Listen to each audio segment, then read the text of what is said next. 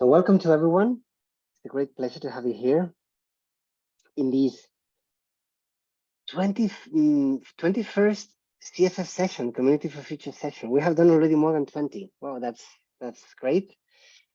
And today we're going to be talking about creating regenerative futures with your local council. And this is a topic that is super interesting for many of us. We have touched on similar topics previously, and we have very special guests for today. So first of all, I'd like to briefly present the ECOLISE team that is going to be hosting this session. So we have, well, first I can present myself. I'm Juan Del Rio, one of the co-directors of ECOLISE, and I'm going to be co-facilitating this session together with Maria Sanchez from our comms team. I don't know if you want to say a few words. Yeah, hello. Just to say that this is my first Communities for Future session as a co-facilitator. I recently joined the team, so yeah, please be patient with me. That's all. Thank you, Maria. Then we have Abdul, our incredible IT and problem solver team member. I'm sure everything will go fine. You will not need me today. Great. Any doubt with IT, you can ask him. And then, of course, we have Duncan, another of our team colleagues that will be also supporting different tasks. Then briefly, we will present them later in more detail, but we also have Amy Scafie, Cristiano Botone, and Joao Diniz, and also Paco Garcia, that I'm not sure if he's here yet. Yeah, Francisco. Yes, yeah. Bienvenido, Francisco. Welcome. Hola, tengo un problema con la traducción. No te preocupes, Francisco. Sí. Francisco, Sí. Duncan y Abdul te van a ayudar, ¿vale? Ellos te escribirán ahora y se encargan de ello. ¿Ok? Perfecto, Juan, muchas gracias. A ti, gracias por venir. Okay. So, Abdul, you go with Francisco then? Or do you want to explain about the translation and the caption? No, he left. Okay. They have just left. Good. So let's go with the introduction of today's session. I'm going to share my screen.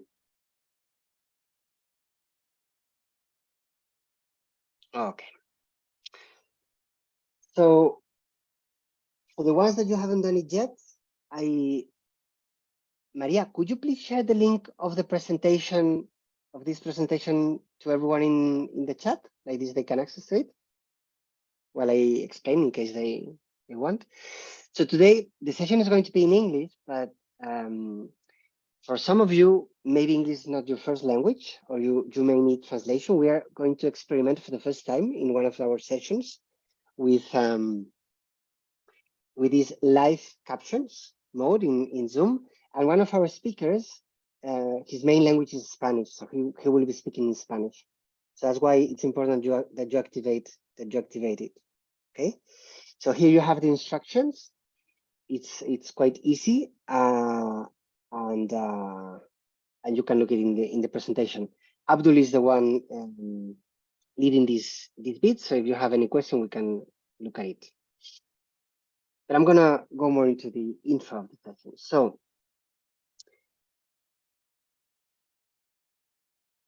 let's try to explain a little bit who we are and what we do very briefly in a few words. So ECOLISE is the European Network for Community-Led Initiatives on Climate Change and Sustainability. We are a member-based organization, legally based in Brussels, but already present in 17 European countries. We have almost 50 members and many different partners, all of them working on different areas and different topics, but always connected to community-led initiatives and community-led movements. And our work is based on different areas and different domains. We do policy work. We try to influence and bring the voice of community-led initiatives at European level. That's part of our policy work. We do research work, action research work, connecting what happens at local level with research institutions and try to to demonstrate the positive impact of the community-led movements. We try to enable action work, and we do different collaborative processes, capacity building, and networking processes. And we do all that mainly or online, because we are spread around Europe. Our team at the moment has 14 members. I'm right now based in Spain, but I don't know, Duncan, for example, he's in Portugal, and everyone is in a different country. And here you can just see a few pictures of some of our general assemblies, for example. They were in person or blended until the COVID arrived. And this year still will be in online, but we hope to change soon. And in 2020, we launched our action program that is called Communities of Future. I don't know, Maria, maybe you can share the links of the websites on the chat too, like this people can look at that. And part of our work that is connected to mainstreaming community-led action, it's about these Communities of Future sessions, monthly online sessions on different specific topics. And today we're here for the session of February, that is going to be about creating regenerative futures with local council. And we have the pleasure to have with us today for a special guest that they will be presented later. And we will be, for the next hour and a half, a little bit more, 2 hours, talking about this. What about the overview of the session, the structure of the session for today? Well, we're right now in this introduction and welcoming. Then we will have a small group check-in that will be led by Maria. Then we will have some space for short presentations by our guest speakers. We will do a break where we will be asking you to harvest some of the questions for the next piece of the session, that it will be a moderate conversation. It will be a conversation with our key speakers, and everyone will be able to make questions, share comments, whatever you want on this topic.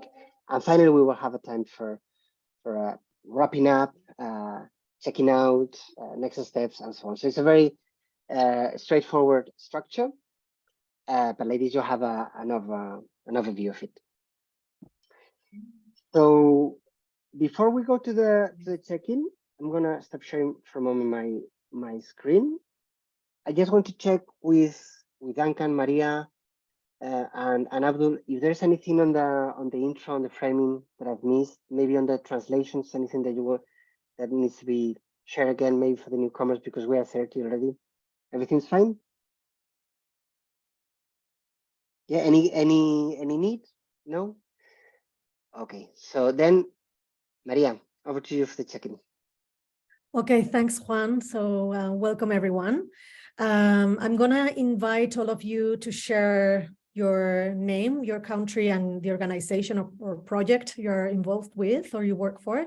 So I just shared with you, I'm Maria, I'm from Spain, I work at ECOLISE, and it'd be awesome if you can start sharing so we can start seeing who's around. Then we are going to open breakout rooms for a little exchange during 6 minutes. I don't know, Abdul, if you, as a host, you open the breakout rooms or? See, okay, thanks.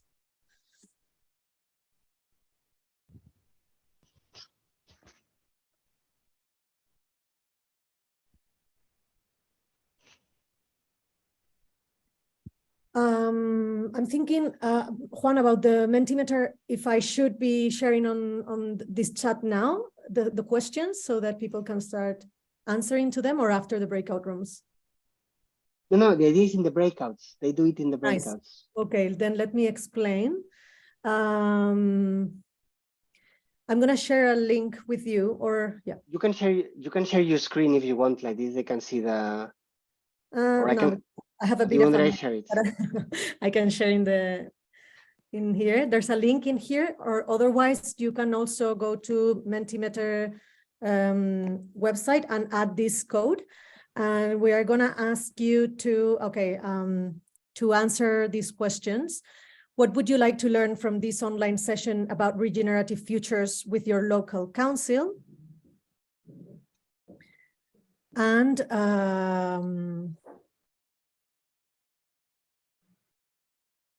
second question, what's your role in creating regenerative futures at municipal level? And then there's several possible answers, such as mayor, civil servant, citizen, part of a community-led initiative, academic, activist, when wanting to find out, or other. So feel free to answer to that question, and then we'll get, we'll share the answers with all of you. Let's open the rooms. Yeah, let's open the rooms. Thanks, Abdul.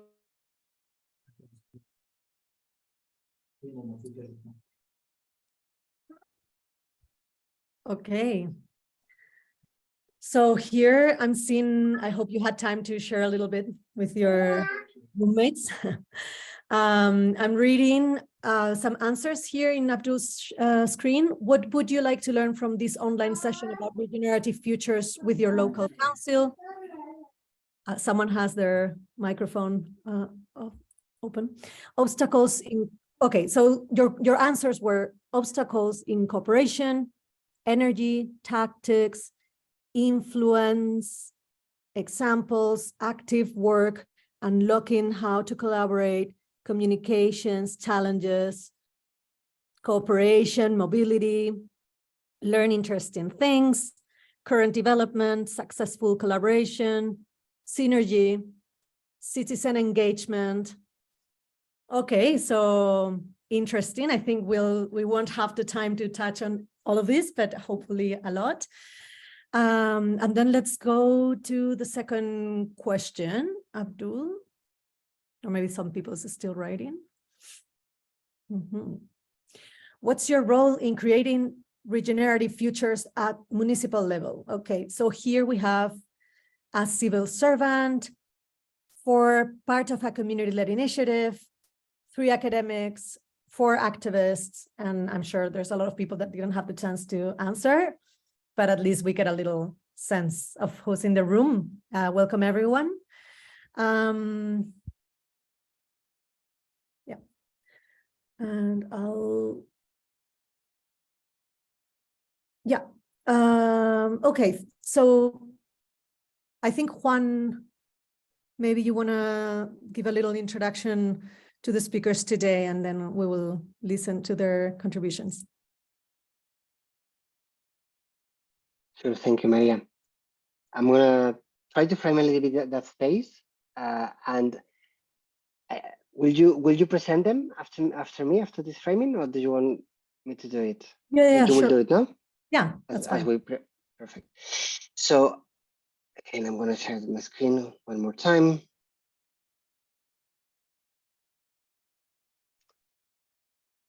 So, ECOLISE, through its Communities for Future Action Program, launched last year a policy positioning process that it was called the 10 theses. Maybe Abdul or someone from the team can share some of the links there in the chat. And one of these 10 theses, the 10th one, was specifically about the topic that we are starting to touch today. It's about why do we need community-led initiatives, CLIs. If you read CLI, that's the acronym of community-led initiative.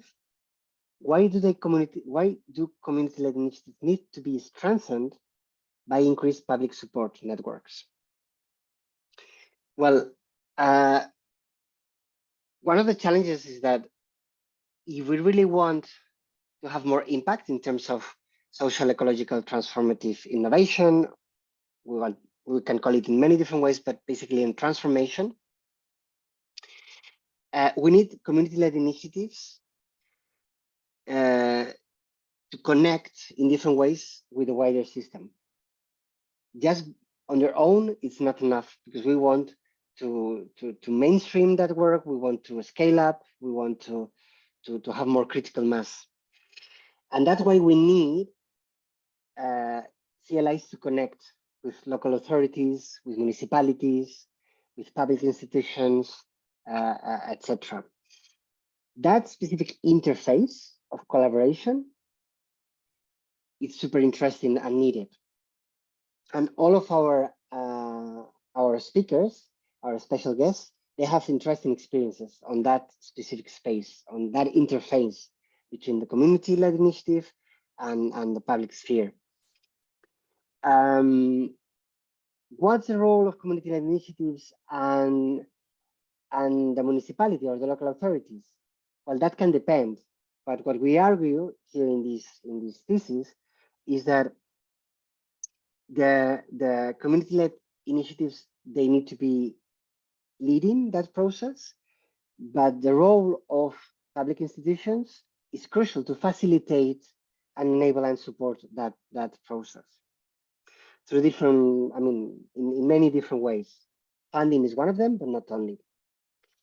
And that's what we want to discuss today. So I just wanted to connect a little bit this conversation, this Communities for Future session, with one of the theses that we are presenting at European level.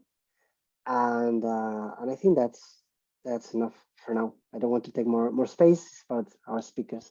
So Maria, please. Yeah, can we keep your screen if you share the next slide? Over to you. Nice, thank you so much. Okay, so we are going to be first talking to Joao Diniz. I encourage all of you to write down the questions you may have, because later there's going to be a moment to share these questions on the chat, and then we'll have a few minutes, well, like 40 minutes to discuss these questions. So first of all, I wanted to say that, and then Joao is leading the implementation of climate action and sustainability in Cascais, Portugal. And I was lucky enough to be in his breakout room. So yeah, I think he can present himself to everyone else and share a bit of what he does. Hello, Joao. Thank you very much. So I'm just João Diniz. I work for the Town Hall of Cascais and the municipal company. So hopefully I can share a bit of what's been our leading experience here on climate action. And as such, as I mentioned in our breakout room, this is a challenging issue. And because of that, it's a systemic issue. And because of that, we have to bring a lot of people from different sectors and citizens alike to work at a round table to find common solutions to make sure that we all are able to reduce our ecological and carbon footprint while grasping all the opportunities for sustainable innovation as well. So this is an issue that can bring us some opportunities that we must tackle. That's my presentation. I don't know if I do my formal presentation now or after all the other speakers. I think now. No? Now. Okay. Yeah, let's. Okay, yeah. I have 7 minutes and I'll do that very, very briefly. Let me just share my screen. Thanks, Joao. Okay. So please, I think you can see my presentation, my PowerPoint presentation, right? Yes, we can see it. Okay, so I'm going to share the slides immediately. So welcome to Cascais. As you can see on this set of pictures, it's a beautiful place located in the outskirts of the Lisbon metropolitan region. And we are kind of stuck between the ocean and the mountain range. So of course, these issues that I've mentioned before are of extreme importance and relevance for us and for our well-being for the future generations. Why is that? Because we've been facing already quite a few impacts, and they are increasing in both frequency and intensity. And we used to have 17 beaches, formalized 17 beaches, and now we have formalized 16 beaches because one of them lost enough sand and enough infrastructure for it not to be considered as a tourism beach anymore. That's a problem, right? So what are our plans? Basically, we have the strategic plan for climate change back in 2009. But then we developed more specifically or more action-driven to the adaptation action plan, to the carbon neutrality route, but also to the SDGs. So we've been together in most of them trying to make sure that we go from policy to action. So let me share a few of the actions and noteworthy examples of what we've achieved.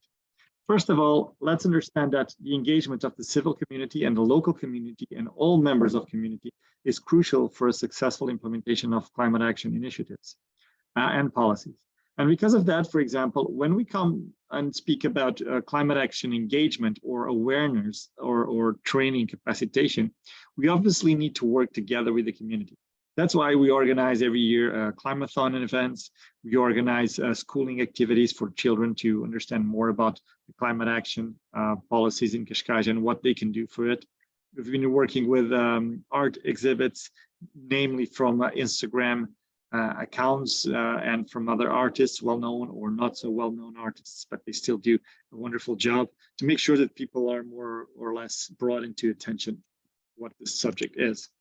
When we also talk about these subjects, we must understand that we try to update their knowledge on when it comes to climate action. So if you work on biodiversity, water management, if you work on coastal management, health, everything is relevant, equally relevant, and we must make sure that you now understand the impact that climate change will have on your subject of work or study and how you can actually contribute in a vice versa approach to our local resilience strategy. That's obviously something that is engaging and is obviously sharing on the same level as anyone who's engaged in this.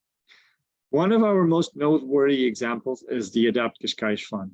This is an innovative project because it emulates all the project applications that we researchers, civil servants and so on do every year or mostly every month, which we apply for funding grants to make sure that we get enough financial resources to implement our actions. So why don't we forward this activity or this opportunity to the civil community? So that's the Adapt Cascais Fund. We basically share a bit of a chunk of money, and that's the fund, where we challenge the NGOs from Cascais and from the surrounding regions to develop a project that tackles or applies to climate adaptation here in our city. So instead of being us leading these actions, we are sharing the responsibility and the co-creation of our resilience to any NGO. This includes schools, this includes environmental entities, youth institutions, and so on, universities, whatever you think of it. And because of that, we had so many people applying to it, and we had 9 winning projects.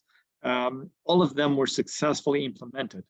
So what did we have? We had, for example, waste collection with the fishing community, make sure that we understand a bit more of the ocean problem with waste. We had the local communities developing their own environmental assessment and trying to develop a reduction of their carbon footprint and sequestration of carbon through planting trees, the understanding and cleaning our riverbeds. We've had environmental schooling programs as well, tap water consumption, awareness raising.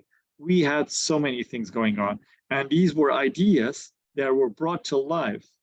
So from idealization from someone's head, not mine, not our team, not our staff, but from citizens' mind into an action that is to be benefited by us all. And this is a highly replicable model, which we aim also to include in the future. So that's something that is fairly interesting to develop. We also have scientific approach when it comes for data. Why is this important and why am I mentioning this? Because as you know, meteorological data on climate action is extremely relevant. But unfortunately, at national level, sometimes we don't get access to this information easily. So that's something that we're doing, which is we buy the equipment for meteorological assessment and we share freely the data with anyone who wants to add any value. This is about we share information so we can retrieve information. And I know that the meteorological sensors that we have here in Cascais can be shared throughout the world, and they have actually been used throughout the world just to assess what's going on with our climate and scenarios. We also use this information to reply to the needs of our stakeholders, namely, again, NGOs on the health sector and other institutions that take care of the most vulnerable people to heat waves and cold waves and so on, which is they can retrieve data from here live to understand if there's any dangerous threshold. So we inform them in addition to the normal information that comes from the civil protection department, for example. So again, we're just sharing and making sure that everyone has enough information and tools, and then they give us back some ideas. We also do the same with designing our green spaces. Why is this important? Because when we tackle climate action, we need to change the way we design our public areas. We need to make sure that we design green spaces that require less water, less energy, and less maintenance when it comes to the different species. Why is that? Because we need to promote local native biodiversity to make sure that it brings added resilience to our environment and our ecosystem. Of course, this is important for us selfishly because the ecosystems actually provide a lot of effort and apply to our resilience needs. So it's something that we are developing together with the local communities because we're sharing knowledge. We don't change things for the sake of changing. We need to understand if everybody feels the same way, because these green areas can be used the same way that they were used 10 years ago with different design and mindsets to it. So this is something that is saving us money, adding value, ecological value, and at the same time, providing with a reply to the local community's needs. When it comes to carbon neutrality and mitigation, our strategy is, of course, very transversal, but we need to bridge the gap between stakeholders and citizens. This is crucial. We have all the technology available already. We just need to make sure that we have business models that benefits everyone, and everyone understands why decarbonization is so interesting. So we do this by providing models and calling out for people who want to have more understanding of how they can reduce their ecological footprint in their daily activities or in their consumption. Solar panels, mobilities, waste, everything that we do has to take into consideration this. One example, or one noteworthy example, is that across Europe, we already have energy communities, and we're just starting them here in Portugal. And of course, this is extremely important, but it's difficult to have a new business model where you actually sign a contract to sell or to buy energy with your neighbor. So again, it's not a problem of technology, it's a problem or a challenge to make sure that everybody's on the same page and you see the environmental benefits of this. And let me tell you that the reply has been overwhelming, and we're very happy for what's going on right now here in Cascais. We do the same with any pilot project. So if we want to introduce a new technology or something that is fairly new, we must do a pilot project to understand how people adopt to it. And this way we have what we call a safe deployment. And of course, we gather and we hear the people's opinion on this, and we, again, co-design the process. This seems like a top-down approach, but it actually isn't, because without the people properly engaged in this, we wouldn't have success. We wouldn't have any KPI to report to our funders or our mayor or whoever makes the decision of going on with this. And again, these pilot projects, sometimes the project is run down. We proved our knowledge. We know how to move forward, but we don't have the law-abiding items that we can make this mandatory. Another way, in other situations, it's the opposite. We have enough knowledge, we have enough resources, so let's just go with it. So finally, like I said, pilot projects can help us to surpass these challenges and foment the early adoption. So call a soft deployment, let's say like that. We also have a cost benefit analysis. So we understand what's the cost, but also what's the transversal benefits for everyone. This is a cross beneficial analysis. Carbon neutrality will be the biggest challenge for us until the end of this century. I'm pretty sure of that. We need to resort to carbon neutrality, but we need to do it as a whole, as a society. So let's listen for those who want to reduce their carbon footprint, and let's provide them with solutions for their own needs. Let them lead this way. And of course, local communities can lead this way. And finally, the non-structural activities that I mentioned, such as capacity, awareness, and so on, can actually transform the way we think as a community, and we can lead on to this. So it creates action momentum, not just policy momentum, but action momentum. People want solutions and they want to be part of it. So let's make sure that we engage with a nice collaborative spirit and ears popping out so we listen everyone. That's it. Thank you very much. Thank you very much, Joao. Thank you also for sticking to the time. And I will jump to the next speaker so that we can stick to the schedule, and later we'll go through the questions. I've seen Magali already made a question. Let's keep the questions, and then when we have the break, we can just share them on the chat so that we can focus on the presentations. So I'm gonna introduce, I'm not sure if Paco could join the event already, Juan. I did, yeah. Yeah. Paco o Francisco está con nosotros, así que. Fantastic. Hola, Francisco. Hola, Paco.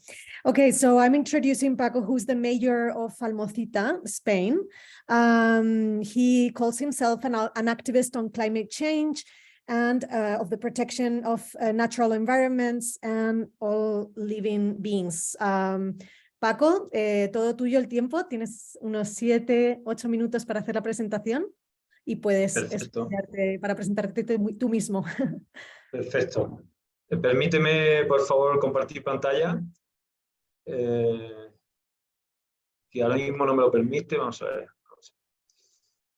Deberías tener abajo en uno de los... Ahora deberías de poder. Correcto. Ya voy ahí.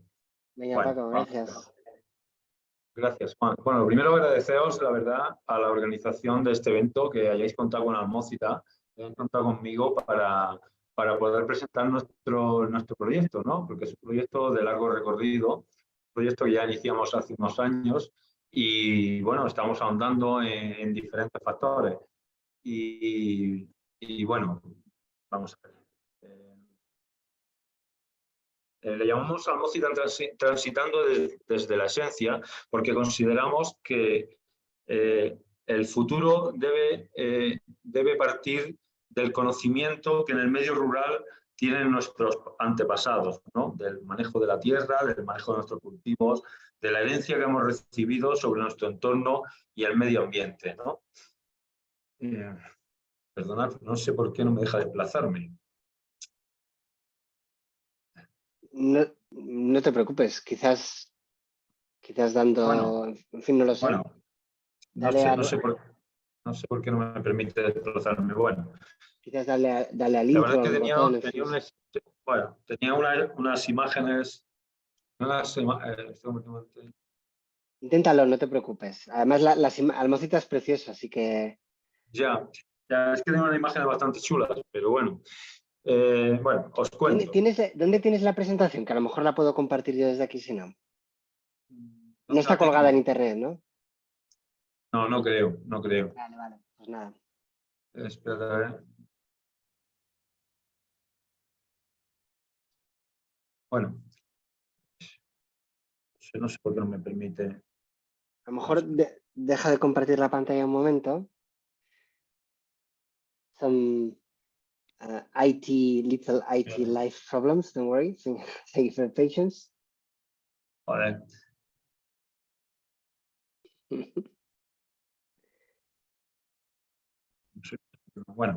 Bueno, ya está. Os cuento sin más, ¿no? Os dejo esto que es el logo de mi pueblo, ¿no? Y os cuento.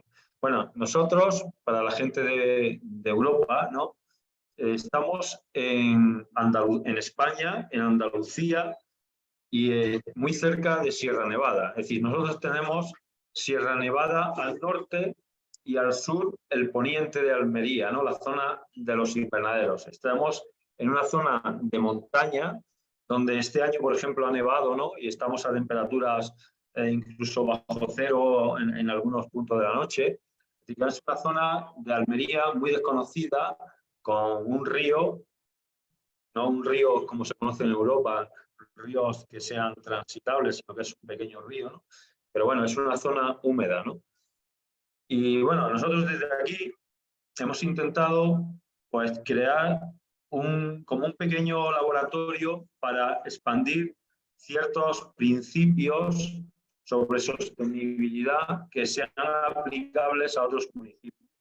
Entre otras cosas, para mantener población, porque en el mundo rural, como sabéis, y creo que pasa en toda Europa, estamos sufriendo que en los pequeños municipios, en el mundo rural estamos sufriendo de población, ¿no? Mientras la gente se está yendo pues, a la costa y a las ciudades. Nosotros estamos intentando de romper con esto. ¿Y cómo estamos tratando de hacerlo? Pues lo estamos haciendo a través precisamente de iniciativas sostenibles, iniciativas que hagan atractivo nuestro municipio a aquellas personas que tienen la sensibilidad y tienen la inquietud de luchar contra el cambio climático y de tratar de preservar nuestro entorno para las generaciones futuras.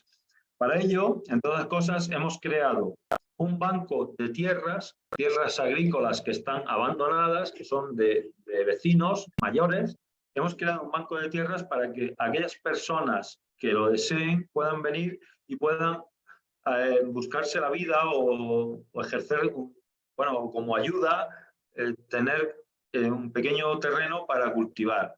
Asimismo, hemos creado un huerto experimental, un huerto comunitario en el que se aplican técnicas agroecológicas y de permacultura, y a la vez un gallinero comunitario que lleva un grupo de personas del pueblo que quieren, bueno, pues experimentar con esto, y cada vez lo muestran a aquellas personas que vienen nuevas al pueblo o a aquellas personas que nos visitan. También se ha creado una comunidad energética, pues como consideramos que el tema alimentario es fundamental, el tema de la alimentación saludable y de la autosuficiencia alimentaria, pero también consideramos que el tema energético o la autosuficiencia energética es primordial.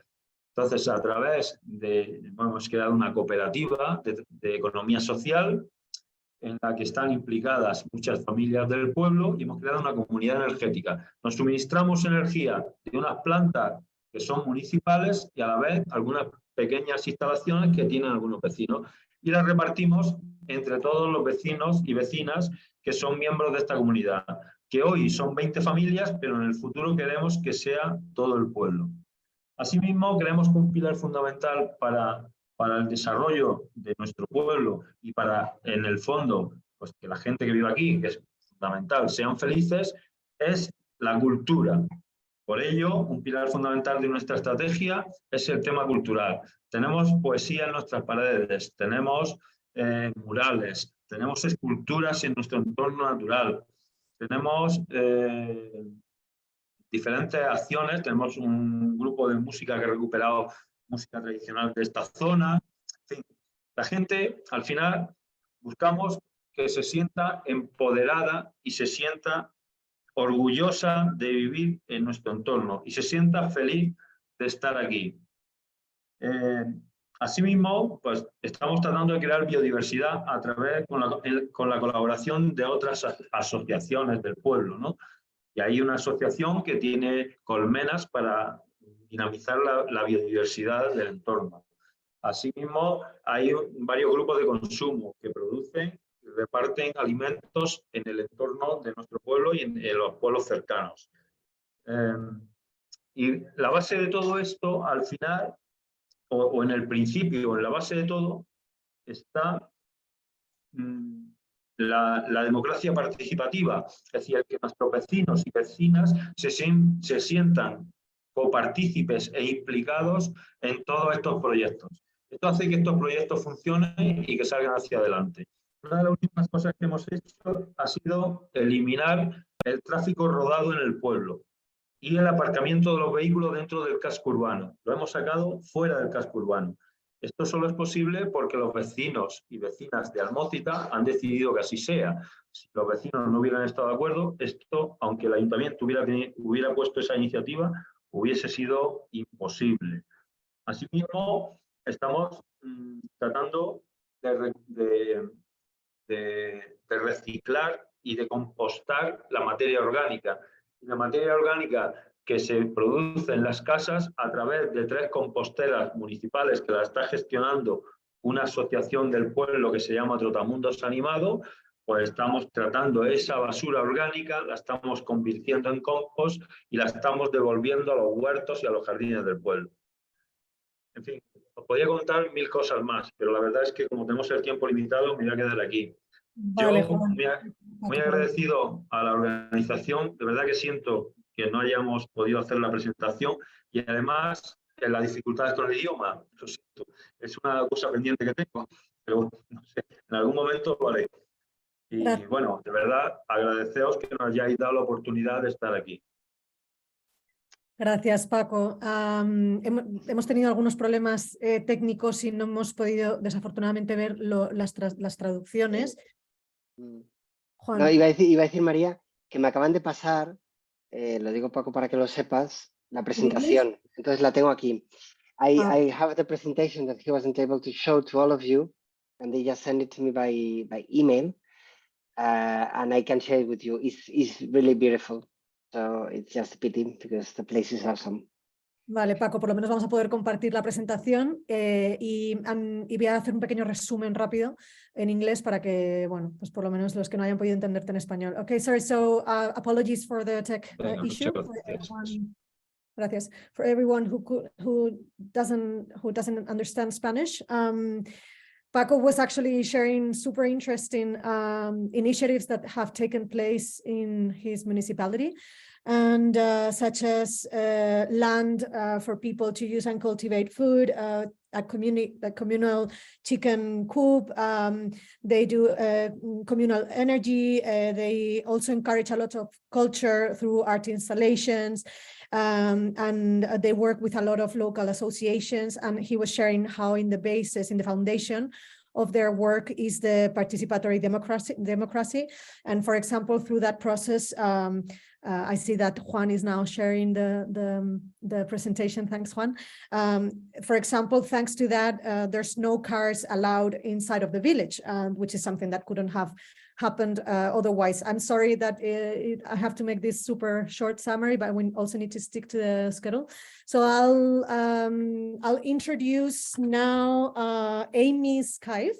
Hi, Amy. She comes from London, and I'm not sure I understood super well, but I see that there's something related with a bike, which is kind of like an information desk and an art installation. I'm super curious to hear more about it. So please tell us about your project. Oh. Hi. Oh, great. I will. Hey, everyone. Thanks for having me along today.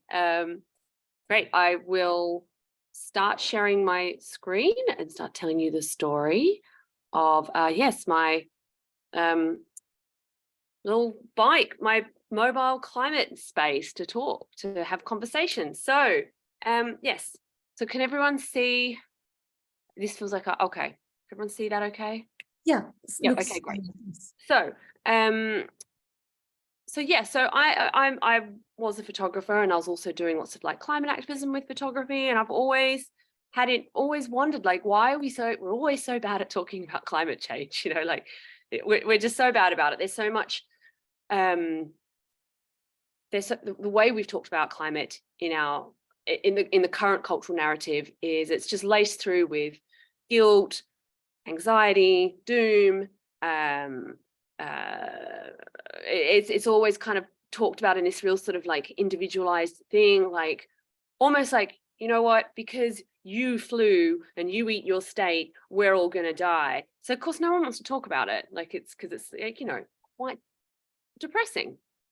So yeah, whereas, you know, through lots of the activism I've been doing, that actually so much of our responses to climate, and when we actually respond in community, is actually can be very joyful and quite exciting. And so much of the way we address climate change in meaningful ways can actually, you know, we can actually build really beautiful societies and address a lot of problems. So yeah, so this is why I built this bike hub that came up in, I mainly sort of developed it during the pandemic, really. And it was the initial seed funding came from the Transition Network. We're going to hear from our next speaker is from the Transition Network, so that's really a lovely connection there. And it was built sort of in connection with Transition Leytonstone. And yeah, and then my next bit of funding that really helped me take it forward was through ECOLISE. So I was part of this Communities for Future group, and yeah, so that's been really great. So yeah, so it's climate change is here. How we respond to it is up to us, and this is really about initiating creative conversations around it. So yeah, so it's like it's a cargo bike which was donated to me. So the mobility of it is because I love climate emergency spaces that have been popping up in different places, but my experience of them and like how people respond to them is these kind of spaces often have thresholds that that are quite welcoming for a certain groups of people, but can be quite it can feel like a hard threshold to cross for other communities. I don't know what it's like in other countries, but here in the UK, the climate movement, the environmental movement is quite white and middle class, and that's a lot to do with sort of who has the means to have spare time to show up to these things. So it's more complicated than that, but that's a big factor. So so this bike is a response to that in a way. Also, pandemic times, I was like, it'd be good to have something that can be outdoors a lot, so just for ventilation. So it's it can kind of go anywhere. So it's a big collection of like books, posters.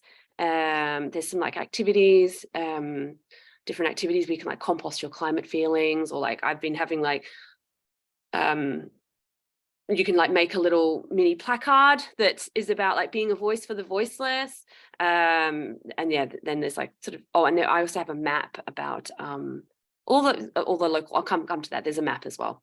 And I'm trying to sort of really fold in a lot of social justice history as well, because so many times people come and talk to me and they're just like, well, I recycle, and then the government does that, and protest doesn't do anything. And I'm like, no, actually, there's so much beautiful social justice history about the times when people have come together and really changed things. And most of the good things that happen in our lives are because of people coming together and, fighting like these extractive capitalist systems that we're in. So I'm trying to sort of fold that in as well. And then there's a lot of, because it's very Waltham Forest based, I have a map, and I really try and highlight like the fact that there's so much beautiful action already taking place in Waltham Forest, and we have like a history of it. There was like the roads protest movement was like, there was a base of it here in Waltham Forest. William Morris, he's like a Waltham Forest resident, and he was really big about envisioning a beautiful sort of eco-social future. So he was super rad. So, and there's just so many great people. There's like lots of food growing people, and like local organizations that take care of rivers, and people who take care of parks, and there's 2 different transition groups. So I try and like say, look, this is happening and you can join up. So I have a map there. So it is really all about just creating a space where we can talk about what the future could look like if we address climate in a beautiful way, and also but trying to make connections between like climate change is like driven by inequalities, and we have to actually tackle inequalities to tackle climate, but that could actually make our lives better in many ways. So just trying to sort of put that into people's minds. And it is quite amazing when you see this light switch on, like people go like, oh God, you're trying to talk to me about climate, and then you sort of start having a conversation about them, and they're like, oh yeah, I haven't actually thought about it that way. That's so it's quite nice actually to have these kind of conversations. As I mentioned previously, there's lots of mapping involved. Not lots, I'm trying to map it and trying to improve my map, but really trying to get people to kind of connect what's going on in their communities with what's going on in the wider world, and just to sort of trying to sort of like make people feel that they can be active citizens, really, instead of just moving past the I recycle and giving up on everything else. So so there's like, I've been working with some different artists around. I'm a big believer in the power of posters and art, telling really good stories and just sharing information. So this one on the left is by this really lovely artist from New Delhi called Sam Ritter. And so this poster is about just trying to talk about, we are all in this reciprocal relationship with each other, and with like communities in other countries, and with like animals and the soil and the air, and it's all part of like one, we're all part of one big system. So that's what that's what that poster is. And it was just really lovely to sort of co-create this with Samrita, because she spends a lot of time in the tea plantations, and to sort of me in the UK, I drink a lot of tea. So just to kind of make those like little connections there. And, you know, also her experiences really folding into this poster. And then this one on the right is by a local artist, Simona Tyrone, and this was her interpretation of like solastalgia, which is about ecological grief. So even though, yes, the hub is very like, you know, what is a beautiful future, it's also recognizing that, you know, we are losing so much, and actually feeling grief is a really rational response to that. And it's like what we do with that grief is really important. So to not shy away from it, but to recognizing that like our grief is actually our love for what's really important. So and there's another poster in development about the feminist connection with climate change, how climate disproportionately affects women and girls. Well, disproportionately affects lots of people that don't have much hand in creating it. So there's quite a few different other posters. Amy, I'm gonna ask to start wrapping up. So oh, okay, sorry. Yeah, so I pop up in fine. different community spaces. I'll be really quick. I thought I had no idea. There you go. So yeah, it works better when I pop up in collaboration with people. And you can see here, and then I'm starting to develop my relationship with the council. They've got a Waltham Forest Climate Action Plan. So I've been sharing that, and I'm trying to sort of make that relationship more fruitful. But that's working quite well, because I'm partnered with a local organisation called the Hornbeam, who do have a relationship. So I have relationships with different parts of the council, but the big, deep climate action plan, feels very bureaucratic, and we don't yet know how to talk to each other. So this is like why I'm really excited to be part of this conversation. Okay, and I think that's me. Sorry about that. Sorry if I waffled on too long. Thanks, Amy. Actually, it was fine. You didn't went too long, just that we are trying to sure. stick to the general schedule. Thanks a lot for sharing your presentation. We can I can stop sharing now. Cool. Beautiful, thanks. Okay, so I'm going to introduce Cristiano Bottone, the last speaker today. He, after a career in marketing and communications since 2008, he's focused on the study and practice of systemic social innovation, mainly within the transition town movement. Hello, Cristiano. Looking forward to hearing to your presentation. Hello. Thank you for having me. I try to be quick, even if our project is quite large and complex. Can you see the presentation properly? Yes, we can.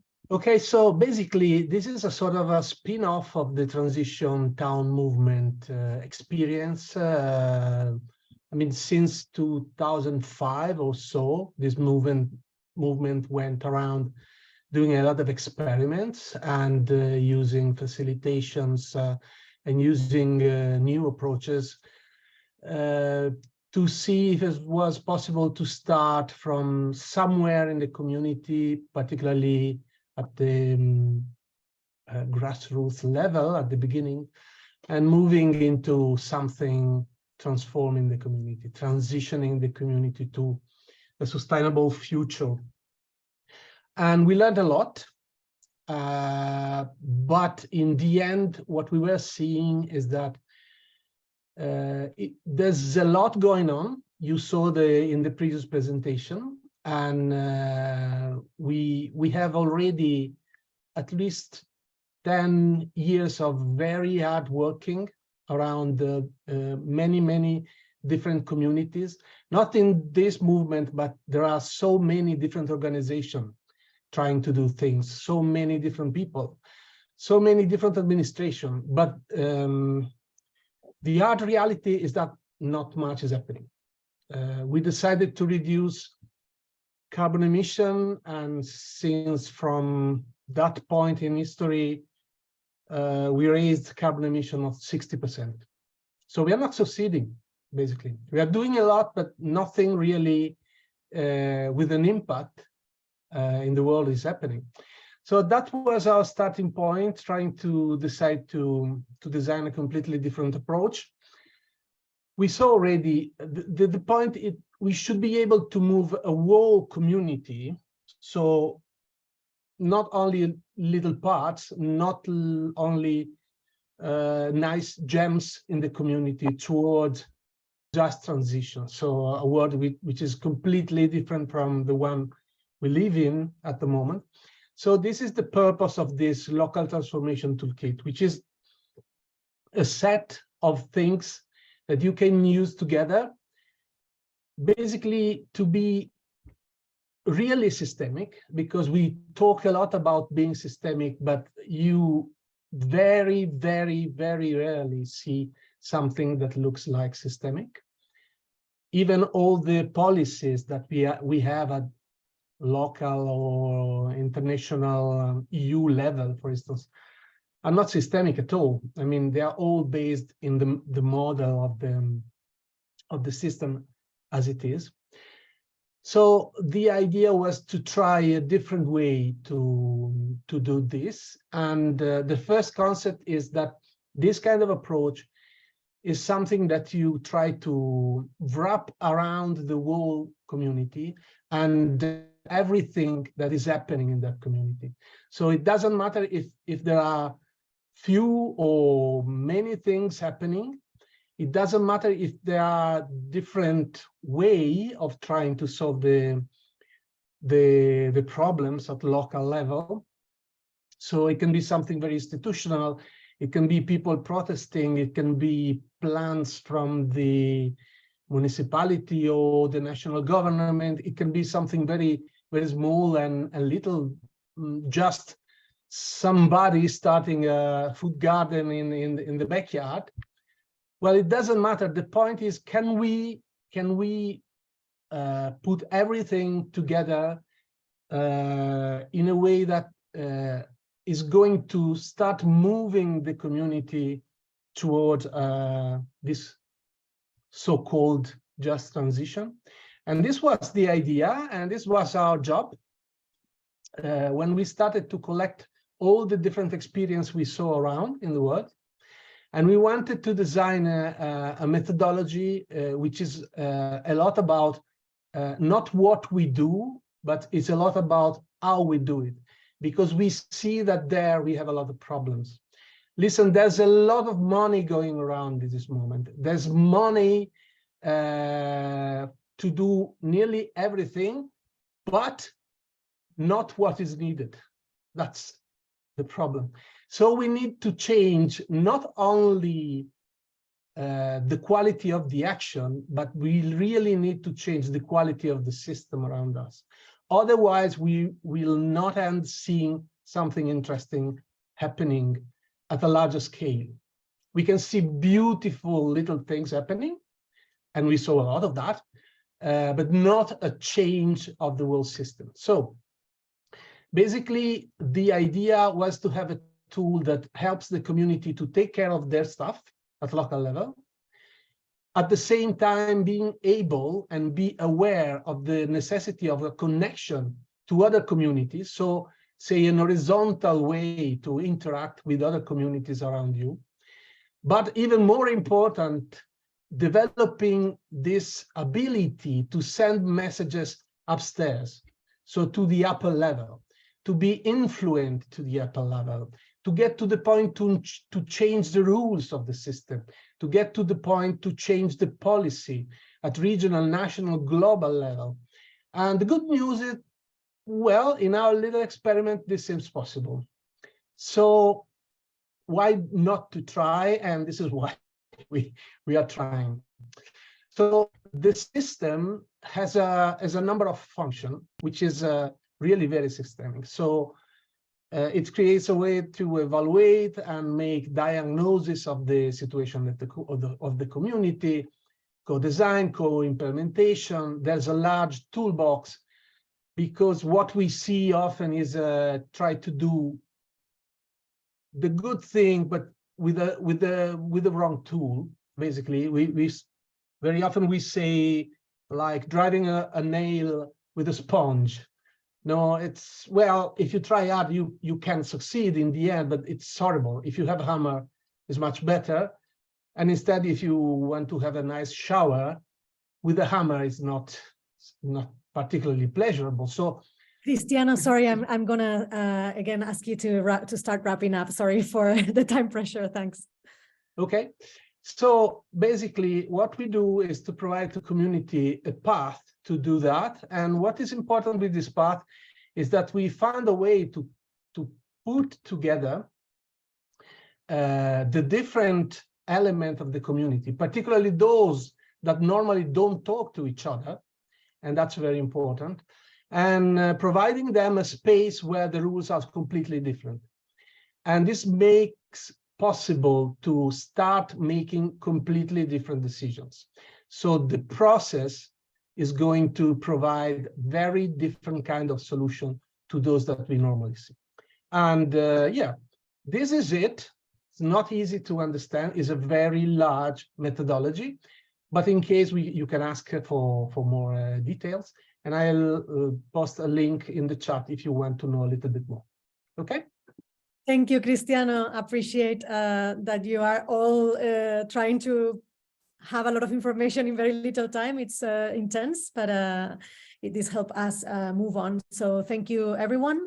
We're going to have a 5-minute break until 4:45. So I encourage everyone to write down the questions on the chat during the break. And then when we come back, we'll start having a conversation and answering those questions. Thank you. Yeah, it's 5 minutes. It means that we meet back at 16 past. Okay, just to be clear, because if not 5 minutes, it becomes too flexible. And yeah, so see you now and use this time to think on the. Gives us more space for the conversation afterwards. Let's go. Should I share my screen to check the questions, or Abdul, you want to share it maybe? 1 second.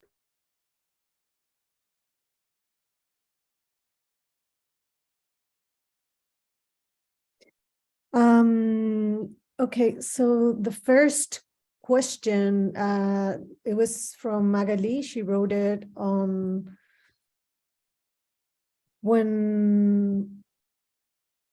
sorry, I'm trying to find actually, I got the answer via sorry? chat. What do you say, Magali? I did get the answer via chat. Okay, so Well, you answered need via us to chat. share it in the comment space. Oh yeah, so I was asking whether it was possible for citizens, like citizens collectives, to also have access to the fund that they put up in Cascais, and not only like legal with which don't have legal status. And so Joao said that they needed to have a legal basis in order to access the funds, because it's public money. And yeah, so that was it. Okay, makes sense. Thanks, Magali, for sharing. And sorry, I didn't see Joao's answer. Okay, I'm also reading. I'm interested in the legal barriers for the energy community in Almocita. Paco, te la voy a leer en español. Estoy interesado en saber algo más sobre las barreras legales para la comunidad energética en Almocita.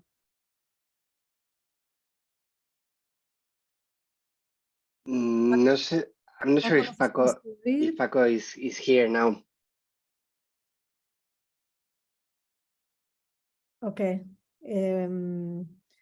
It's been a challenging technical, yeah. Bueno, Paco no estaba, ¿no? No tenemos a Paco. Okay, Paco left the room.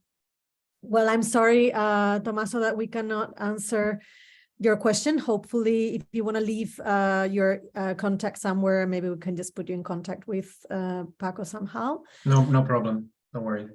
Nice. I'm reading here a question to Joao. I've been doing citizen and environmental activism for more than 30 years in Cascais, where I come from. It's one of the most difficult places in the country to dialogue with the municipal executive. The mayor especially is one of the most aggressive and rude towards environmental NGO and activists, especially those that opposed his plans to urbanize, destroying natural landscapes in the process. How can you go around this annoyance? What is your advice? Joao. Okay, thank you. Good question. So Yeah, so of course I'm a resident of Cascais too, and interestingly, I am from what is now considered as a protected landscape area, and I live there. So actually, I live in the street where my great-great-grandmother was born, and where my grandmother was born, which is near the street where my great-grandmother was born, and also is the house where my father was born. So I'm very local. I've got deep roots at this place.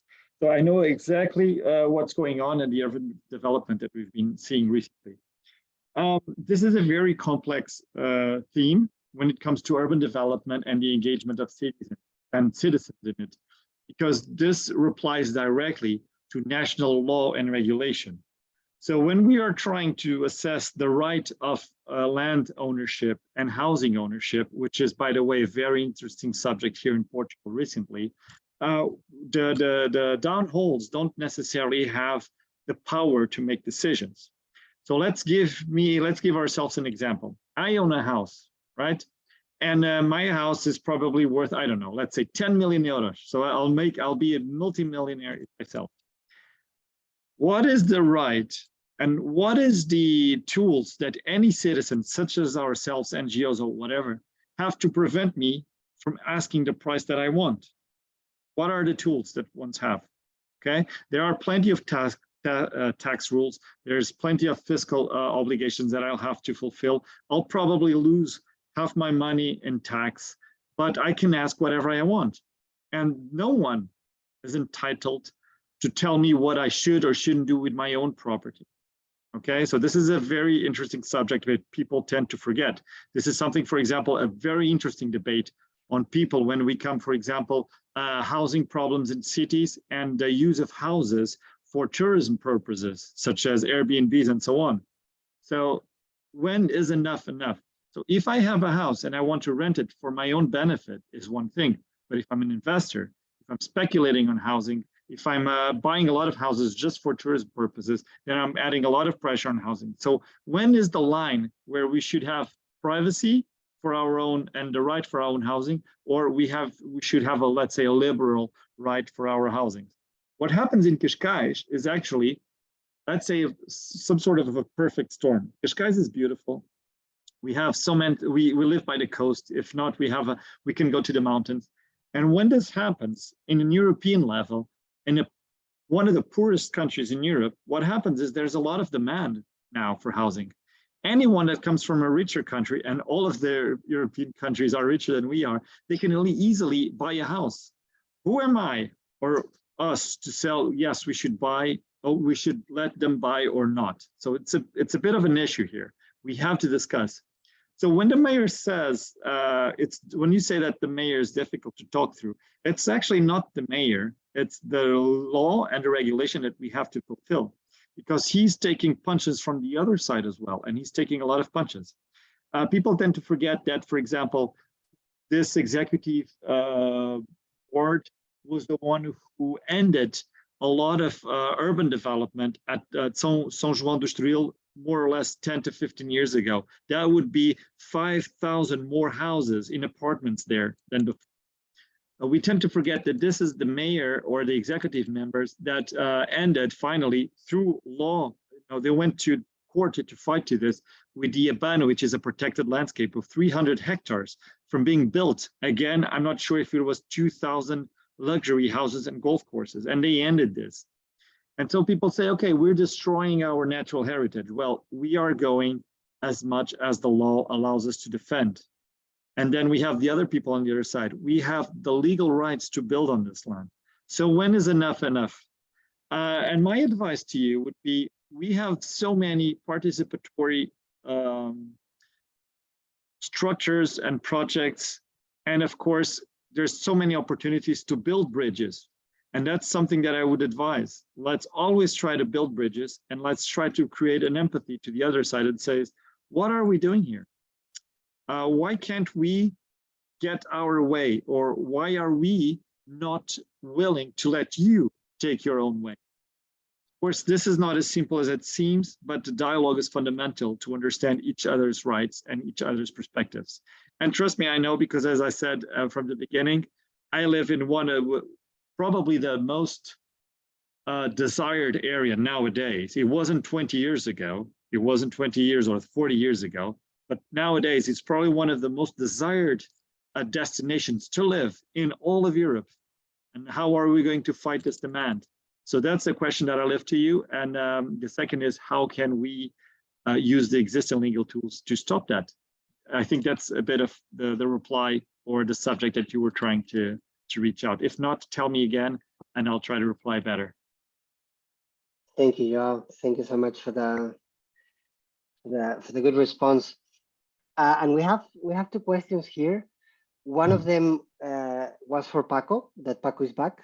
So if it's okay for you, let's go with that one. And then we have another one from Cristiano made by Fabio. So Paco, Tomaso was asking you, ahora te la traduzco al español. Primero, someone was asking him about the legal barriers for the energy community in Almocita.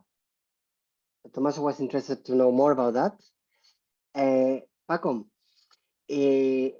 una persona está interesada en saber más sobre las barreras legales para la comunidad energética de Almocita.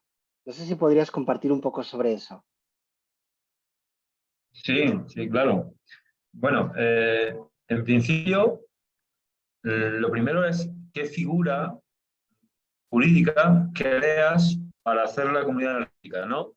Entonces nosotros hemos optado por una cooperativa, una empresa o una sociedad de economía social, que al final es una organización empresarial sin ánimo de lucro.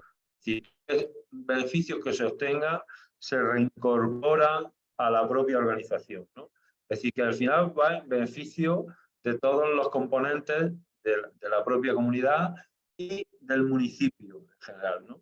De momento, todavía, después de 2 años, no hemos conseguido, no estamos compartiendo energía, no estamos realmente redistribuyendo la energía, porque nos encontramos con bueno, que las empresas o las multinacionales que nos suministran la energía desde fuera nos tienen que autorizar el paso por sus redes, y eso es costoso. Es decir, que sí que tiene un montón de inconvenientes, pero bueno, nosotros con paciencia, la verdad, pues estamos dando pasitos y creemos que en cuestión de un par de semanas, un mes, ya conseguiremos poder redistribuir.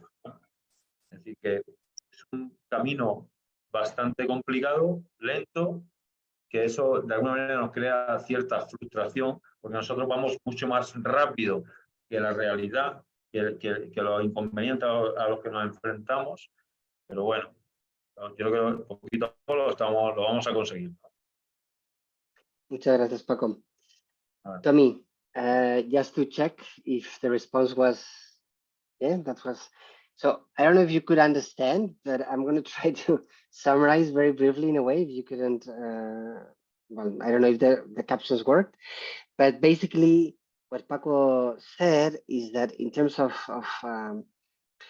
legal barriers, what they created was a social solidarity economy enterprise, a cooperative, and through that they have been well, they have been working with the big producers, that they are the ones delivering the energy to them, and still they haven't been able to redistribute the energy in their own community, but hopefully soon they will be ready to do it. So basically what he said is that they want to go fast, but things always take longer than expected. Okay, so let's go to another question then. And we have a question from Fabio. He said that he would be interested in knowing more about the biggest challenges in influencing a higher level politics. Los retos principales para influenciar a los niveles altos a nivel político. Y I don't know, Fabio, that was a question for everyone, probably the first one. So the question came up when I was listening to Cristiano, or to the toolkit he explained. So it's combined with the second question, or it's more specific, the Okay. second question.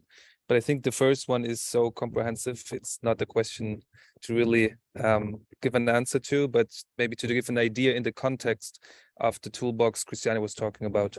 But I'm also happy about other answers from other No, that's people. perfect. So Cristiano, over to you. I think Fabio explained very well. Thank you. Yeah.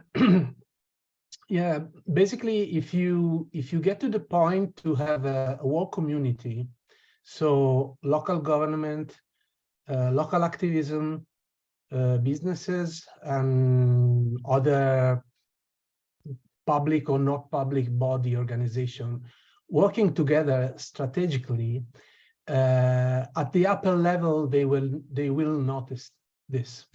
And if you are showing examples that are ready reusable and easy to be introduced at the upper level, they will probably get it because you are working for them in a sense.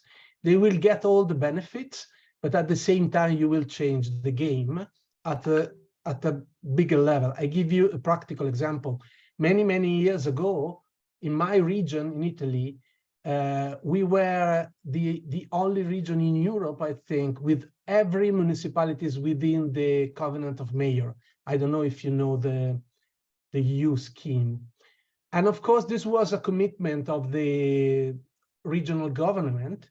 But yeah, what was the result? A lot of data available, but very little CO2 reduction or renewable energy production. So what we decided to do in our municipality, since we were working together with the local government, was to change the rules to put PV panels on the roofs. So we simplified extremely that operation that was very complicated. You had to go through a lot of different authorization, submission of plans, and everything else for something that is basically quite easy. It wasn't so easy at the time, but basically in the end, it's just putting something on the roof. No, not very complicated. So we simplified the rules. And the other thing, we started to sign contract for the public energy. So all the public buildings were provided by a provider with 100% renewable energy mix. There was only one in Italy at the time. So this is a simple move, very simple move, zero costs, and you immediately go from a certain level of emission to nearly zero on that compartment, on electricity. And then we suggested to the upper levels, you see what we are doing, isn't that interesting? And they understood, well, it is. We can shine if we do the same. So they wanted to be cool and shine, so it was easy. And they started to make in the public electronic market offers to do the same, and they started to do the same for all the regional public institutions. So in the end, in a very short time, there was a reduction of 800,000 tons of CO2 equivalent emissions just for this little thing. 800,000 tons of CO2 is not much in comparison to what we need to do, but of course is something. It's moving towards a different direction. And now that is the rule. So public buildings now, if you are not buying 100% renewable energy, you're a bad guy. No, there's no way to do it anymore. So it wasn't difficult. And even the law about the energy communities is coming from here, because we started to do that many years ago. Dario Tamburrano was an elected guy in the parliament, and he worked for 5 years at EU level to produce this prosumer law and everything else. And it wasn't so difficult. It was just a completely different attitude, not activist going. I connect to what Joao was saying. If you see the whole situation, if you see the different position, if you understand that the mayor is not the king, the mayor is there, he has to deal with a lot of different problem, tension, and so on. If you get in the same room, and if you are not getting there to share only empathy, but to share power, which is different. I mean, sharing empathy, it's nice, but then sharing power, it's a different matter. Then is why you need different tools, because we don't have in our system the tools to do that in the proper way, not ending up in a fighting. And that's why we developed this completely different way to move, because otherwise you can't do this in a meaningful way. You always ended up in a conflict or with somebody very sad, not understanding why we don't do this or we don't do that. So I don't know if this is enough as an answer, but yes, it's absolutely possible to send messages and indication upstairs. And if you do it in a different way, very often it goes upstairs.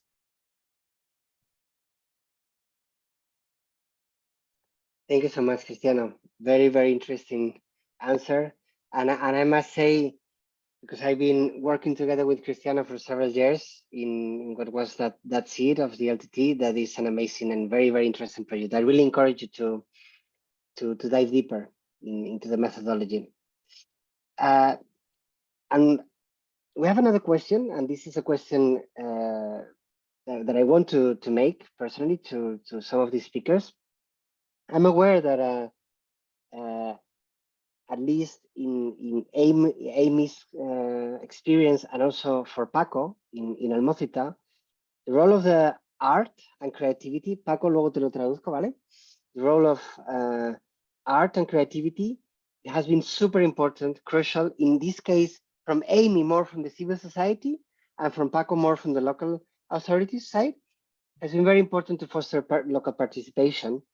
And I'd like them to speak a bit more about the role of art and creativity to foster these type of processes, and also how can local governments and communities work together in this type of processes. I don't know, Amy, if you would like to start, and then we can pass to Paco. Amy, by the way, someone asked in the chat as well if you could share your presentation. So yeah, just wondering if afterwards. Sure. I sent a link to it to Duncan, but I'm happy to share a link to it in the chat as well. So yeah. I think art is really important, and I mean it's mainly storytelling, really. Like art is storytelling, and the stories that we've been using to think about the future are generally just really dystopian. There aren't really many stories about the future where we win, and if we can't imagine it, we can't make it happen. So you just look at all the stuff that's really big on TV at the moment. It's like there's so many zombie apocalypses, and like it's it's quite, when doom is all you can see, it's like quite it fills your imagination. So so we need to make space for new stories, and and I think that municipalities can really help with that by just really supporting that storytelling and sharing really good stories about how, like, I would love to see my council sends a really good newsletter, and apparently it's very well read, and lots of people open it, and I'd love to see stories in that newsletter about like how they're connected to other, like how other municipalities and councils around the world are tackling these goals together and like being successful, and and just to kind of connect residents to that sort of bigger picture, and like being like, oh, what if we did this here, and they've done that over there, what if we did this here, and feeling like they're part of that story. So yes, I'm all about beautiful stories. We're trying to get the council to sort of support us in building a bit of like putting the map that I've been working on, but making it better, making it much better, and making a bit of like a green directory on their on their website, and including just like really good news about like all the great things that all the local organizations are doing, and just like really amplifying those stories of agency. So that's what I think. Wish me luck with making that happen, but so yeah. Thank you, Amy. It's clear that we need stories of possible futures, no, that are appealing and meaningful for everyone. Yeah, thank you, Amy. And Paco. Tommaso also shared a link there, the impossiblefuture.org, that I'm curious to check later. That's a very, very interesting project. That's a very, very interesting project. And Paco, si quieres compartir un poquito sobre esas historias de cambio, ¿no? Y sobre la creatividad del arte en Almócita. Sí, bueno, nuestro entorno como casco urbano y el entorno periurbano de zona de campo está lleno de arte. En cada esquina, en cada calle, encuentras poesía de poetas españoles, la mayoría, muy reconocidos, pero también poesía de poetas y de escritores locales, y gente cercana, gente del pueblo, que tiene algo que expresar, ¿no?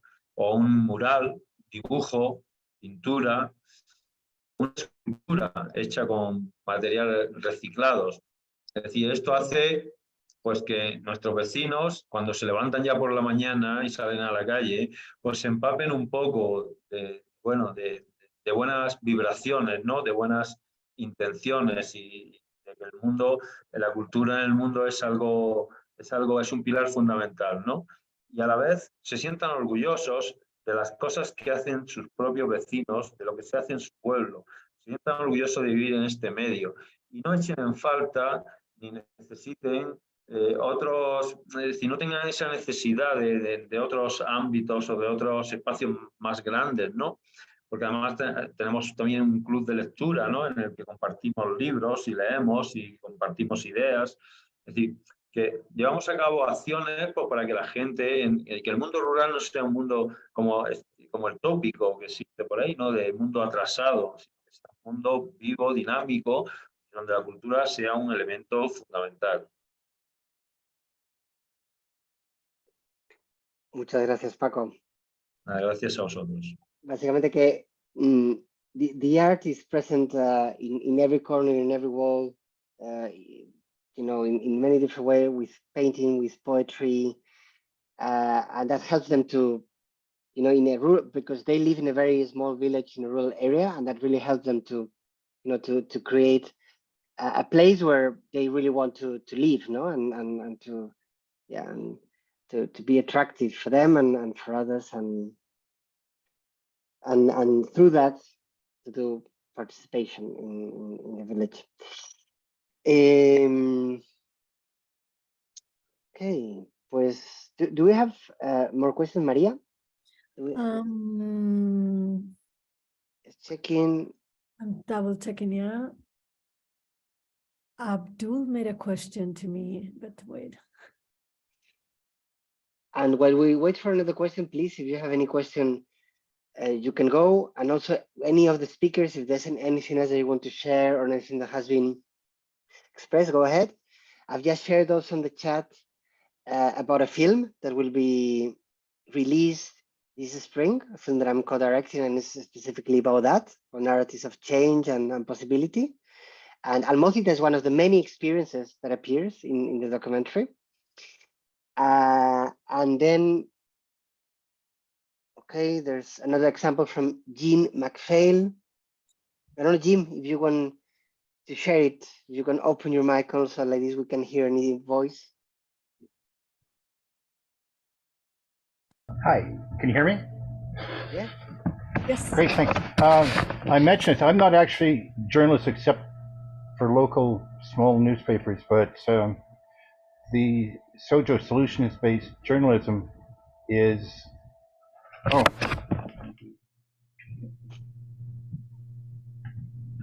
I don't know if you are in a starship or something.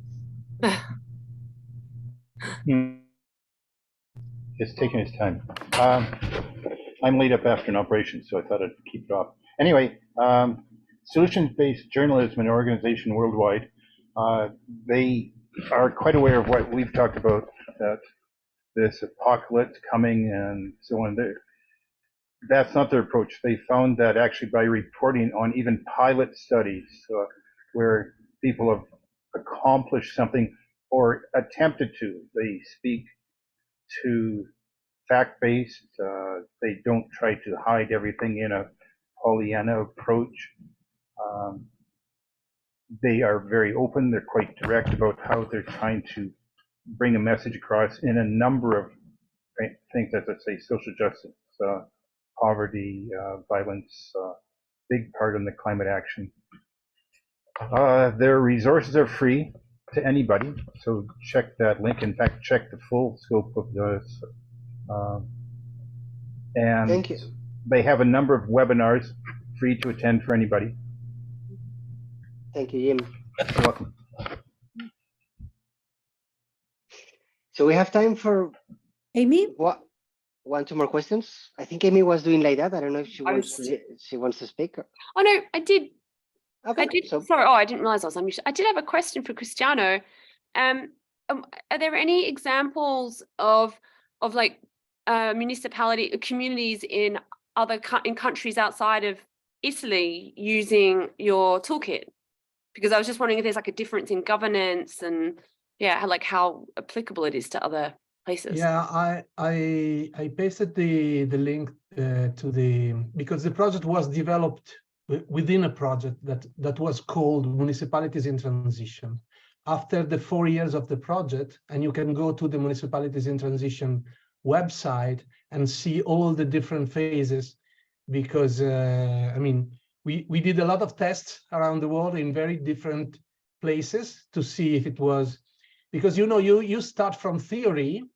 Even we had a lot of backup on the ground work, but then you start with the theory, and as always, you write on paper stuff, then you go out and you see, okay, this doesn't work at all. So you go back and you write it again because you discover it was completely stupid. It seems to be so nice, elegant, and fantastic. Then there's real life, and real life is incredibly messy, incredibly confused. You never have what you need. You never have the right people. You never have the right money.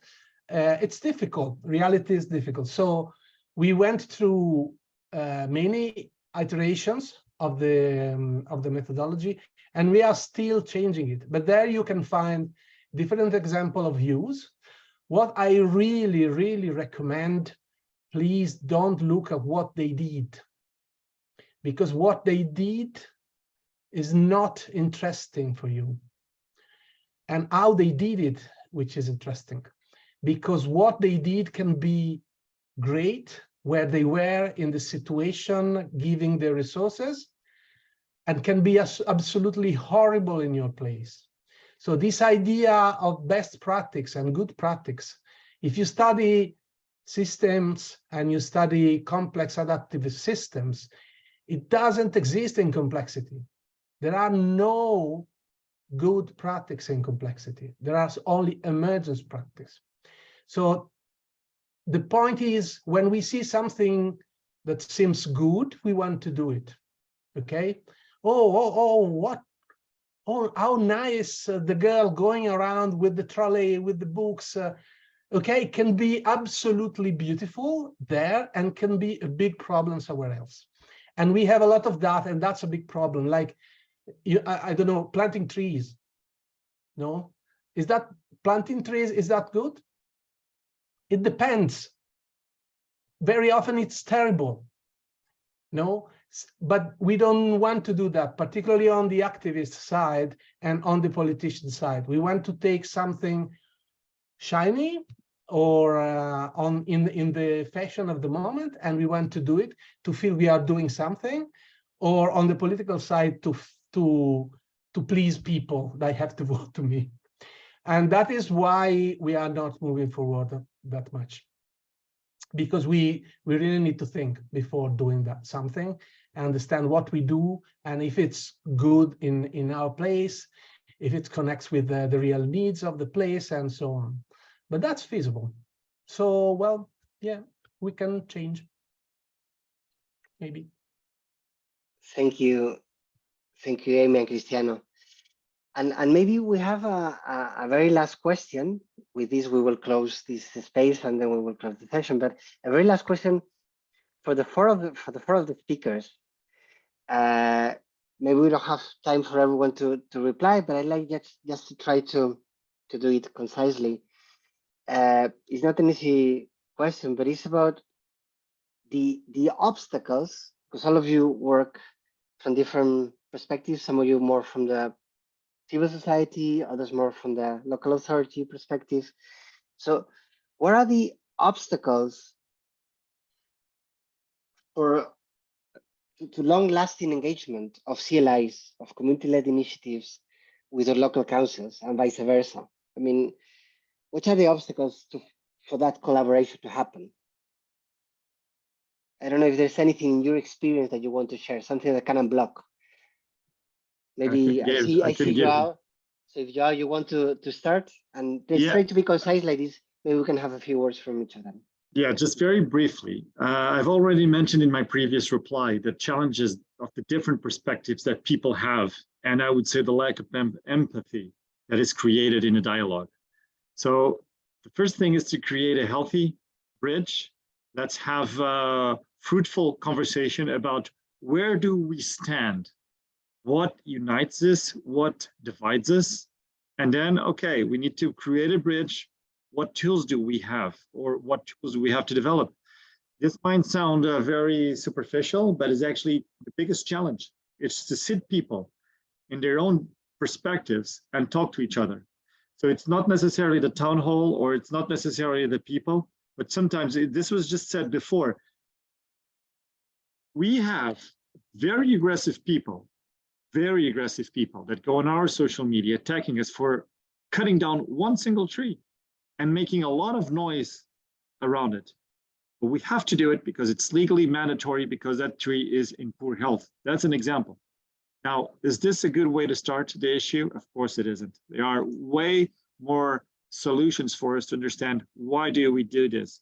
If something is politically not interesting for a decision maker, and I'm a member of the technical staff, not a decision maker, why are they going to shoot themselves in the foot then?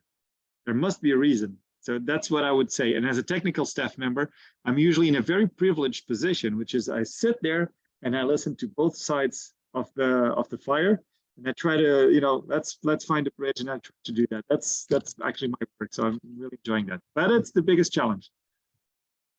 Thank you, Joao. Very, very, very interesting. I don't know, Cristiano or Amy or Paco. Paco, ¿has entendido la pregunta? ¿O quieres que te la traduzca? I'm just checking if it's translation. Sí, entiendo que la dificultad es que nos podemos encontrar con, ¿no? Con el grupo, con la comunidad, con la gente, ¿no? Para que colabore tanto administración pública, digamos, con la ciudadanía. No sé, en tu experiencia, si quieres compartir un poco. Sí, vamos. Hombre, fácil no es, como bien decía el compañero, ¿no? Compañero de Portugal. Pero realmente cuando se obtienen resultados de esa colaboración y la gente se siente copartícipe de los proyectos y se siente orgullosa de lo que se consigue, ¿no? Se siente orgullosa de vivir en su pueblo, de compartir con sus vecinos, la comunicación y la interrelación con la administración local, con el ayuntamiento, es bastante fácil. Porque además, lógicamente, las administraciones tenemos que estar para facilitarle la vida a la gente, para hacer que la gente se sienta a gusto, se sienta feliz en su entorno y se sienta bien. Entonces, por lo tanto, si se crean esos lazos de unión y esos lazos de entendimiento, pienso que las cosas fluyen con normalidad y en el bienestar de todos, ¿no? Thank you, Paco. Gracias. Just to let everyone know, as far as I know, they do something in Almócita called Foro por Almócita. That is basically they meet together once a month or once every month and a half together, civil society with the local authorities to discuss together. So which I think to meet together, which Joao was talking about, that is one of the main challenges. So I think they are doing that too. Cristiano, Amy, any last words on this before we close? I subscribe what Joao was saying. There's a big problem of understanding, and that's why you need the right tools to do that. And we normally don't have the right tools. But there's also a problem of scale. It's very different from a very small village where you meet the mayor in the morning at the coffee shop every day, basically, or if you are in a huge place where there's no contact at all between the different positions. But there are ways in every case.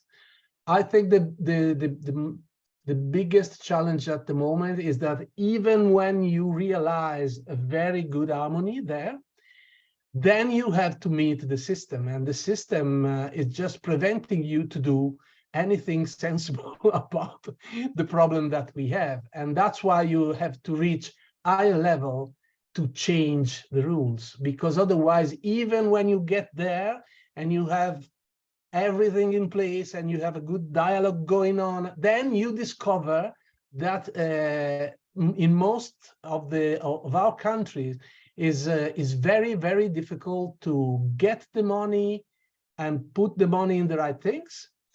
Not getting the money to get the money, getting the money, having money is very easy. There's a lot of money going around.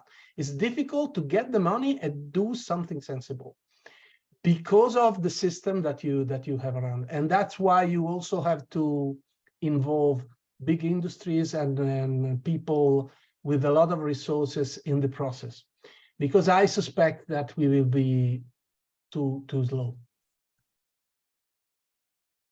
Thank you so much, Cristiano. Amy.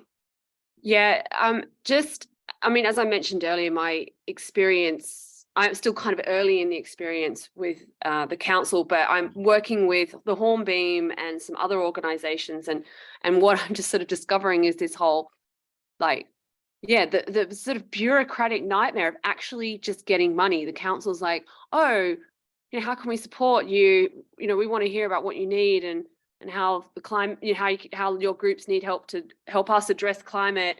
And then we're like, because everyone's working so hard, all these community groups working really hard, often in volunteer time, and all of us just like, just give us some money. You know, we could do this, we could just give us resources or support in some other way.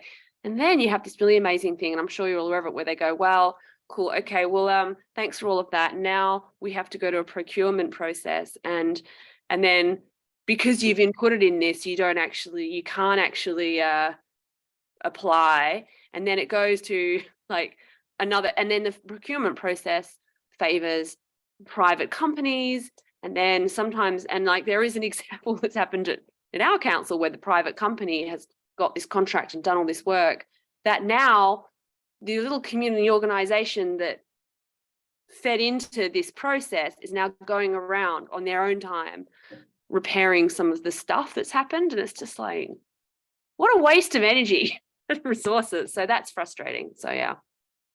So yeah, if we could just fix that whole process of just releasing funds and resources without this like tedious procurement process, which I understand why it exists, you know, because you don't want people to abuse it, but you know, that would really speed things up a bit.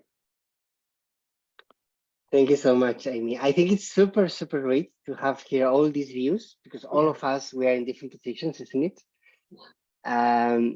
So, well, thank you so much. I think this was a very good conversation and a very good question to end. And we're arriving to the end of this session. I'm aware that we are really on time, and I would like to ask if we can stay maybe 2-3 more minutes of the scheduled time just to close properly. And I'm going to pass it to Maria for that. Thank you so much from my side. Thank you so much for everyone's, for the guest speakers, to Paco, to Amy, to Cristiano, and of course to Joao. Maria, over to you. Thanks, Juan. Thanks everyone for sharing. So I've just shared on the chat the last question before we leave. If you have the time, it'd be good to hear your comments. The question, as you can see, I am sorry. Yeah, it's what was the main takeaway of the session, and if there's any unresolved questions and questions to keep exploring in the future. And this will help us define other communities for future sessions or resources that we can keep with you. Yeah, on our website, for example, or on our newsletter. So we would appreciate if you can answer. Let's take a few minutes and see what everyone answers. Paco, tenemos un enlace en el chat que es una pequeña mini encuesta con 2 preguntas, ¿vale? Para todo el mundo, para contestar. That will take 1 minute for all of you, and then we will just close.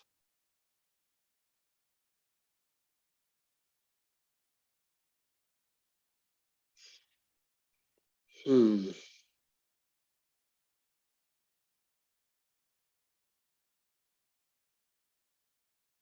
don't know, Maria, if you can see the answers. If people is responding. Give me a second. Okay, you already, all of you noticed that I'm not great at technology. So let me take away, okay.